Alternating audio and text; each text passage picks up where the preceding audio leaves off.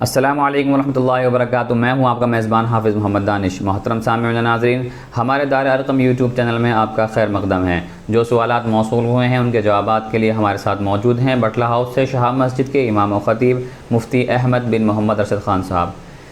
جی مفتی صاحب، برا Khan comment box میں لکھتے ہیں، ایک مولانا صاحب کا بیان ہے کہ حضور صلی اللہ علیہ وسلم کا جنازہ اللہ نے پڑھایا ہے، کیا یہ بات درست ہے؟ بسم اللہ الرحمن الرحیم، حامدا و مصلیا و مسلما اما بعد۔ حضور اکرم صلی اللہ علیہ وسلم کی نماز جنازہ کا طریقہ یہ تھا کہ صحابہ اکرام آپ کے حجرے میں داخل ہوتے اور اپنی اپنی الگ الگ نماز جنازہ ادا کرتے۔ آپ صلی اللہ علیہ وسلم کی نماز جنازہ میں کوئی امام نہیں تھا، یہی آپ کی نماز جنازہ کی ادائیگی کا طریقہ تھا، اور یہ کہنا درست نہیں ہے کہ اللہ تبارک و تعالی نے آپ کی نماز جنازہ پڑھائی تھی۔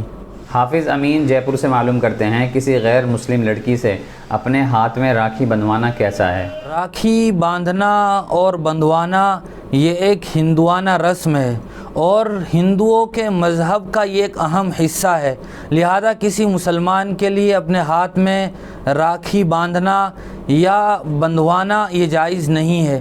اسی طرح ہندوؤں کے کسی مذہبی تہوار میں شرکت کرنا یہ بھی قطعاً ناجائز ہے، اور راکھی بندھوانے کا گناہ یہ بڑھ جاتا ہے جبکہ باندھنے والی بھی غیر مسلمہ بھی ہو اور وہ ہندو بھی ہو، لہٰذا راکھی بندھوانا یہ بالکل جائز نہیں ہے۔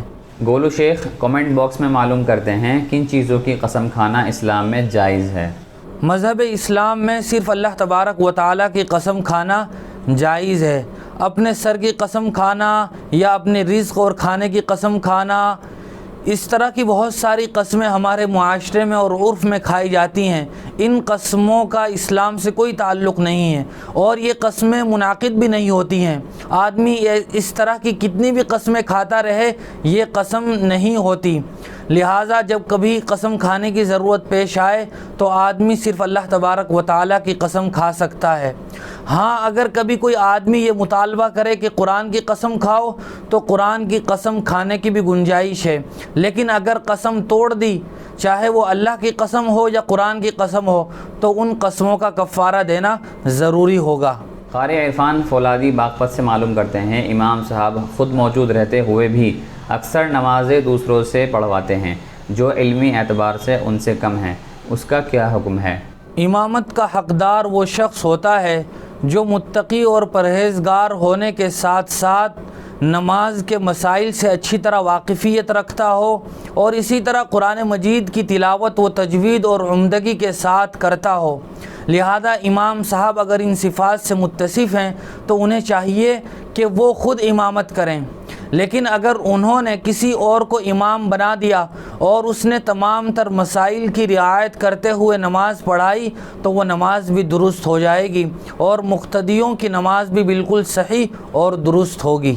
ایک صاحب کا سوال ہے، موبائل میں گندی تصویریں تھی، اسی حالت میں نماز ادا کر لی تو کیا نماز ہو جائے گی یا نہیں؟ آدمی جب نماز کا ارادہ کرے تو وہ اس بات کا اہتمام کرے کہ تمام تر آداب و مستحبات کی رعایت کرتے ہوئے نماز ادا کرے، لیکن اگر کسی آدمی کے موبائل میں گندی تصاویر ہوں اور اسی حالت میں اس نے نماز بھی پڑھ لی ہو تو نماز تو ادا ہو جائے گی، لیکن بہرحال یہ نماز اس اعلیٰ درجے کی نماز نہیں ہوگی جو اللہ تبارک و تعالیٰ کے یہاں مطلوب ہے، لہذا آدمی کو اس طرح کی چیزوں سے اجتناب اور پرہیز کرنا چاہیے۔